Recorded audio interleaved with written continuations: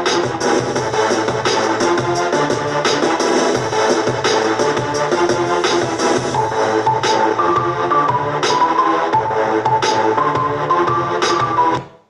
we're back with KMMA. I'm Andio.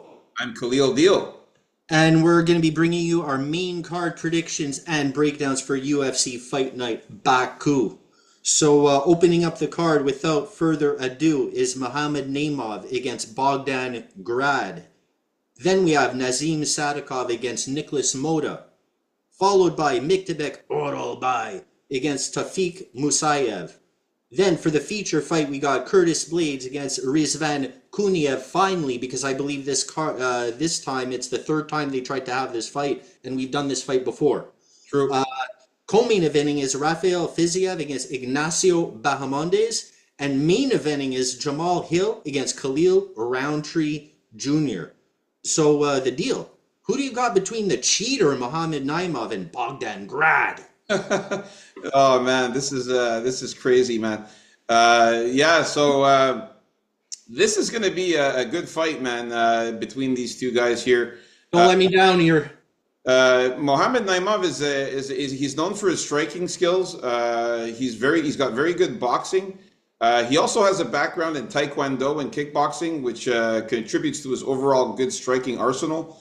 His striking style is characterized by powerful punches. He got a crazy knockout victory over Jamie Malarkey, where he floored him with a flurry of hooks and hammer fists. He's also known for his that was a little bit of a load of malarkey there, I think.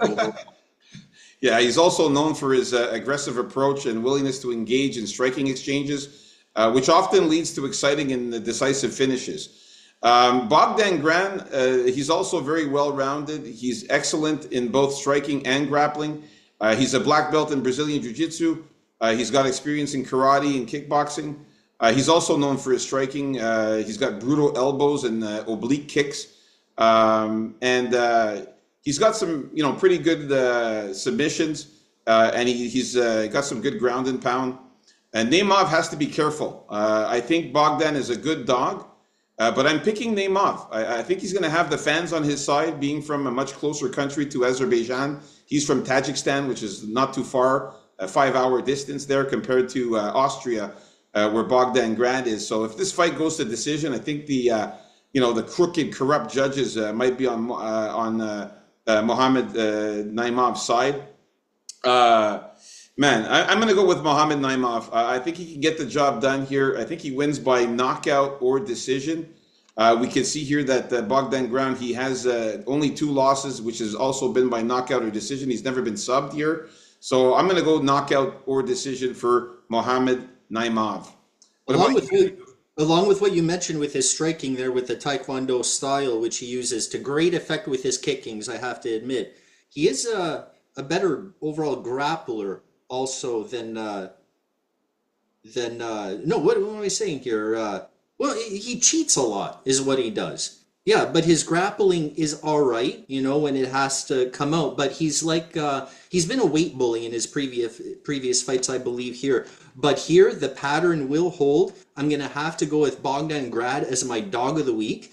Nice strong jab, good on the feet, good kicks, and I think the difference here will be his wrestling. He's got to continue the pressure when it comes to the wrestling and use the chain wrestling against Naimov here, because I know Naimov will gas earlier than a Bogdan Grad, who has great cardio, and I think that's going to make everything else that Naimov has offensively less effective. He's a killer be killed fighter, so I expect a war. And I think he has more grit than Naimov, pure and simple. But I wouldn't be surprised if Naimov gets some kind of robbery due to some cheatings. There's been fights he's won due to his cheating. But the underdog dog of the week has got to go to Bogdan Grad. Yeah, as I mentioned, I think Bogdan Grad is a good dog. He'll definitely be on my dog list when we talk about the betting on Friday. But I'm picking Naimov, though. How do you have Bogdan Grad winning here, Andy? By knockout or decision. Okay. All right. So, by the way, guys, if you haven't listened to the prelims, me and NDO, we agreed on all 6 fights in the prelims. So we had to finally disagree. This is one of the first disagreements here in the first fight of the main card. So hey, Just pick him. Don't even pick him as a dog. Just pick him. all Just right. pick. Next fight, we got Nazim Sadikov against Nicholas Mota. For this one here, man, yeah, it's your turn. Sorry. Yeah. Yeah. So Sadikov against Mota here. I thought Mota was out of the UFC, but nonetheless, pretty simple here with Mota. Great power, good counters, but more of like a boxer type of guy. He's also pretty much kill or be killed, I find. And I think Sadikov is the overall better, more skilled fighter here with a lot of variety in his strikings that I like. I think he's the better grappler than Mota here, but I think there's a good chance this is a battle that's going to stay on the feet. And but with his defense that could be improved, there's always that risk of the Mota knockout. But overall, the pick has to be Sadikov because of his skills and because he's going to be more of a hometown guy. Yeah, the guy is from Baku, Azerbaijan. Okay, he's actually really from here too. Yeah, that's it. Exactly from Baku, Azerbaijan. So, like, this is going to be the fight where the crowd is going to go wild. The crooked, corrupt judges, if this goes to a decision, are definitely going to be taking the hometown favorite here, the Black Wolf. But he's just a better overall fighter, though, than Nicholas Mota, man. Nicholas Mota has been knocked out 4 times, and his striking defense is weak. Nazim Sadikov is fierce, man, out there. He's got knockouts. He's got very good knockout power. We saw that against Ismail Bonfim in his last fight, where he knocked him out by doctor stoppage. He completely fucked him up in that fight, and was looking really, really good. Prior to that, there was the fight against Vyacheslav Borshev, where he won a majority decision in that fight. The fight before that, he submitted Terrence McKinney, who's also a very good grappler and submission artist and finisher. You know how good Terrence McKinney is sometimes, and he was able to submit him. And the fight before that, he knocked out Evan Elder. So he's really, really good since he's been in the UFC. He's been killing it. Nicholas Mota, he really has to rely on his knockout power. He has to get that knockout punches. He's not very well-rounded. He doesn't have a ground game. When he gets taken down, he looks very bad on the ground. When he's off on his back, he doesn't get back up. He's been submitted once and knocked out 4 times. So I could really see Nazim using a mixture of grappling and striking in this fight. And I got to go with Nazim to win by knockout or submission. I think he gets the finish. I don't even think he leaves it to the judges' scorecards. I think he gets the finish in this one, and most likely I think he'll knock out Nicholas Mota. So give me Nazim Sadikov by KO or submission. All right, so we're in agreement with the second fight of the main card. Let's move on to the third fight here. We got Tofik Musayev against Miktabek Orhalbay. So for this one here, I got to go with Miktabek Orhalbay, man. This guy has been amazing to watch. Tofik Musayev, he's known for his aggressive striking. He's got a background in karate, pankration, kung fu, and taekwondo. So he's mainly a striker. He's got good ground and pound, but he does have a blue belt in Brazilian jiu-jitsu. So he's not really that skilled in submissions as compared to Miktabek Orhalbay. But Musayev, like I said, the striking is the main component of his game. He's got a variety of techniques using his karate and taekwondo training. And he's got powerful punches. So basically, he can transition to the ground and deliver powerful strikes from the top position. So he's more of a ground and pound guy if he does get you down. Orhalbay, this guy's known for his wrestling. So this is, again, a grappler versus striker. Orhalbay is known for his wrestling. He's got multiple submission victories, very good grappling skills. and decent striking. Uh, he's got a foundation in Mexican style boxing to complement his wrestling. Like I said, his strength lies in wrestling. He's got a lot of submissions. He's been sharpening his skills with the boxing and his strikes. But I could see this one where he takes down Tafik Musayev, gets him on the ground, uses his wrestling, uses his grappling, and could latch in possibly a submission. We can see here that Tafik has been subbed 3 times out of his 5 losses. So I really like that one for Mictebek. Give me Mictebek to win by knockout or submission in this one. Yeah, in this fight, Orolbai has long arms here that'll, I think, help him get those takedowns. And let's face it, man, he has to get the takedowns in order to win this fight, because he's going to be able to wear on Musayev and at the same time be very opportunistic with his subs. That's what's going to have to happen. Musayev, great striker, he has power, and he's interesting on the feet. He has his own style there. Sometimes he decides to overcommit to his takedowns where he can get caught with something. So if Orolbai improved his boxing, maybe that would be on the table. The thing I worried about is Orolbai getting a little tired towards the end. Maybe he'll get reversed and wind up in a ground and pound position for Musayev. That is a really good trait of Musayev's ground game, the way he can line up that ground and pound. So hopefully it won't get to that point. Orolbai will use the grappling, heavy chain wrestling attack, wear out Musayev, and get a decision victory here or a sub. Nice. So we're in agreement with Mictebek Orolbai. All right, let's move on up to the next fight here. We got Curtis Blades versus Rizvan Kuniev here. All right, so I don't think either of us have changed our minds on this one until you really surprise me the deal. I'm still going to be going with Curtis Blades here. I'm going to start off with the fact that he's a better striker here, even though he's primarily a grappler, but he's kind of liking the action on the feet lately, Curtis Blades. In this case, it doesn't matter because he's better on the feet than Rizvan Kuniev. Also, he's a better pure wrestler than him. If he wants to get the pure wrestling takedowns, I think they'll be there for him.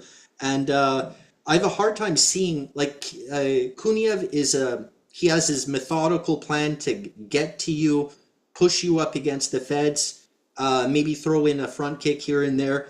And I just don't think he's going to be able to be that simple with Blades and hold Blades there against the cage for the whole round and then rinse and repeat. I think Blades is going to get out of those positions, hit him hard on the feet, take him down, and maybe finish him off with some ground and pound. So give me Blades by knockout or decision. All right, so for this one too, man, yeah, definitely sticking with Curtis Blades here, man. Curtis Blades, I'm not going to take too long with this one, man. Curtis Blades only loses to the top of the top best in the heavyweight division. And he gets knocked out by them. Like, against Tom Aspinall, he lost to Tom Aspinall, but Tom Aspinall is one of the best in the heavyweight division. And also against Sergey Pavlovich, who's got crazy knockout power, who's absolutely huge and very powerful and strong. So he only loses to like the top-notch opponents, man. But he beats a lot of good guys too. Like he beat Jailton Almeida, who's solid and phenomenal, in great physical shape. He's got great submissions, great takedowns. But we remember what happened in that fight. Jailton Almeida tried to take down Curtis Blades. Curtis Blades fended off that takedown. Jailton Almeida would not let go of his leg and pounded the side of his head. Just smashed the fucking shit pounded the side of his head until he knocked him out. Which I think a lot of fighters should continue to do that. When you see a guy who just won't leave your leg alone and try to get that takedown. He's also beaten Tom Aspinall before, even though he lost to him. He did beat him, but it was because he had a knee injury, Tom Aspinall, in that fight. He beat Chris Daukaus. He beat Jairzinho Rosenstruck. He only loses to the top guys. Like Derek Lewis, he lost, but it's, again, he only loses to the top-notch guys. He beat Alexander Volkov. So I got to go with Curtis Blades to get the win here. Rizvan Kuniev is making his UFC debut. He also is known to be out of shape, so I can't wait to see the weigh-ins here to see how Rizvan looks. If he comes out looking fat and out of shape, I'll be way more convinced that Curtis Blades will get the win here. Now, Rizvan does have some Dagestani wrestling. He can also wrestle as well. He's got a wrestling background. But against Curtis Blades, who's also an amazing wrestler, I think they'll cancel each other out. Or worst case scenario, Rizvan will try to go for the wrestling and try to take him down, and Curtis Blades will fend off that takedown and then use the same kind of technique as he used against Gelton and just smash his head if he tries to get the double leg there against the cage. I like Curtis Blades in this one, man. Give me Curtis Blades to win. I say he'll win by. I'll go knockout or decision for sure here for Curtis Blades. He doesn't have any subs, so knockout or decision. And Kuniev's lost twice by decision, never been knocked out or submitted. So you never know. He could get caught with a good, powerful punch from Curtis Blades or to get knocked out by ground and pound. You did take a long time on that one. Yeah, well, I mean, it's fun to talk a little bit. But yeah, let's move on up to the next one here. We got Rafael Fiziev here against Ignacio Bahamondes. This one's a tough one, man. This one is a tough one. I can't wait for this one.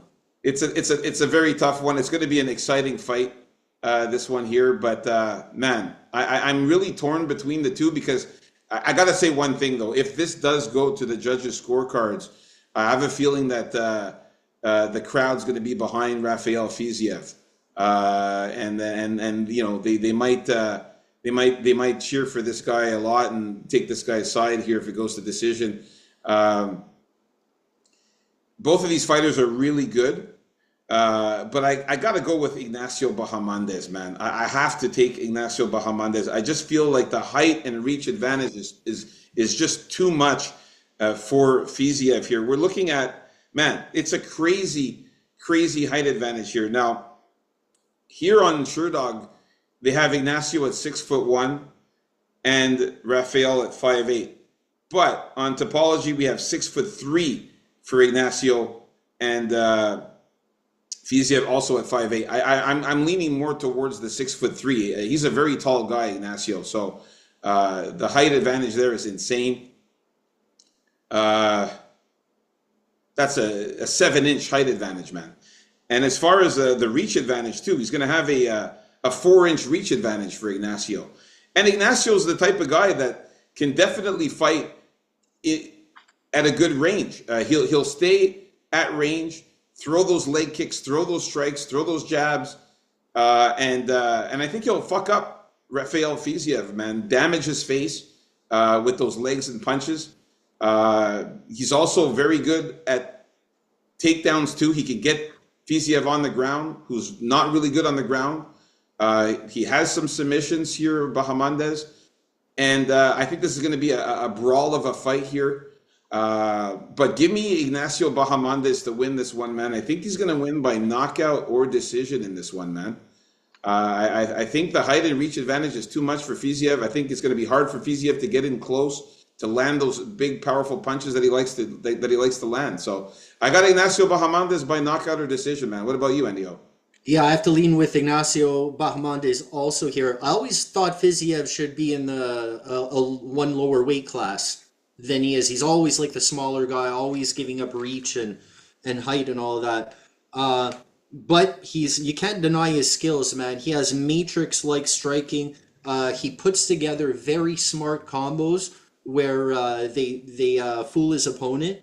But Bahamondes, like, very accurate with his striking. He moves very well, and his kicks are tremendous. He kicks to all levels to fool you until you think he's going down when he's going up, and vice versa.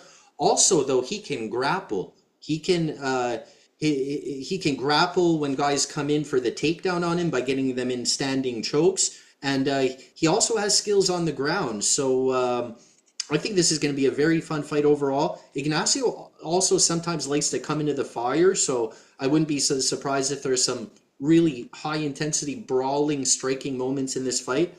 But in the end, I think Bahamondes has more ways to win. I think he's smart enough to use some submission opportunities and some grappling when opportunity comes up. So yeah, but excellent fight. Slightly leaning towards Bahamondes here by decision or knockout. Nice. I got to say also that Fiziev is on a 3-fight losing streak. Obviously, two of those losses are to Justin Gaethje, one by unanimous decision, the other one by majority decision, and also he got knocked out by Mateus Gamrot. Well, actually, it was a leg injury for Fiziev actually in that fight. Um, So he and lost. Bahamondes is on a three-fight winning streak. And he's been looking awesome against Christian Jagos. He got the knockout. Against Manuel Torres, he got the knockout. And he submitted Jalen Turner. So, it's a guy who's on a three-fight winning streak versus a guy that's on a three-fight losing streak. That's why I got to go with Bahamondes. And also, Bahamondes needs to get this fight, needs to get a finish because Fiziev is from Azerbaijan. And so the crowd is going to be on his side, like I mentioned there. So I know it says Kazakhstan here. I think that's more where he was born, but he does live in Azerbaijan. So I think, or one of the two. And that's why I think Azerbaijan, the fans are going to be loving Fiziev. So Bahamondes got to get the finish in this one, hopefully. I think that's easier said than done, though. Or decisively win that decision and really beat him the fuck up, okay? So, there you go. Now we're at the main event of the evening. Please like and subscribe, guys. We're shooting for 1 billion subs, so get going there. Help us with the subs. It really helps a lot, and for the algorithm too. All right, so for this one, man, Jamahal Hill versus Khalil Roundtree, man. All right, it's This me. one here, who you got, Andio? All right, so here, honestly, I think both of these guys, it's a good matchup. I think they're a little overrated for most people. I don't rate either of these guys super, super high. We got Jamal Hill getting destroyed. I'm not saying it was such a one-sided fight, but he got knocked out brutally in that fight by Yuri Prochazka. Before that, he got knocked out by Alex Pereira. And way back in January 2001, when he won the title, it was against a pretty, end of the line Grover Teixeira. And he's been dealing with injuries, and he just hasn't looked the best lately. And I think also with him, a lot of it is mental, and I think he has a lot of things going on, and they get in the way of his performance. And he doesn't really work out in the gym all that much with his pot belly, if you noticed the real deal. Yeah. But what he does have is, he has good combos. I find him a plodding guy. Like, he's a plodding guy out there without a lot of movement. Some people say, yeah, but it works with his style. And maybe it does, but he's still plodding. As far as Khalil Roundtree goes, he has that Muay Thai style. You're not going to expect any takedowns out of this guy. I like his nice power kicks. Like, some of them look like they can knock down an elephant. He's more high twitch.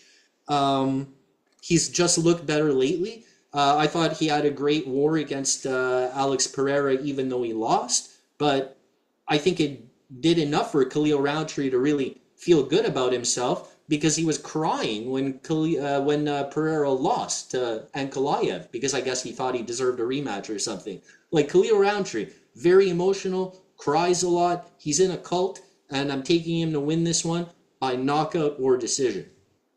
Nice, man. So for this one here, I have to say that Jamahal Hill is a very good dog. I have to say that because when we talk about the betting there, right now Jamahal Hill is a dog. Also wanted to mention that Rafael Fiziev is also a dog right now. So you might want to jump on these guys early as dog plays, because there is a chance that the lines switch here. But I can't go against the guy who has my name. I got to go with Khalil. I can't go against the guy that's got my name. I like Khalil Roundtree, man. He's always been a very, very powerful fighter. He's got crazy hands. His boxing skills are phenomenal. He punches very, very quickly. He's got quick hands, quick punches, good kicks. He looked very, very good against Anthony Smith, where he knocked him out with that crazy uppercut. And he knocked out Chris Daukhaus. He fought a good fight against Dustin Jacoby, where he beat him up, and against Carl Robertson. And like you mentioned, man, Jamahal Hill's been on a 2-fight losing streak there. Of course, they both lost to Alex Pereira. They both got knocked out by Alex Pereira. I mean, Alex Pereira's got, crazy knockout power.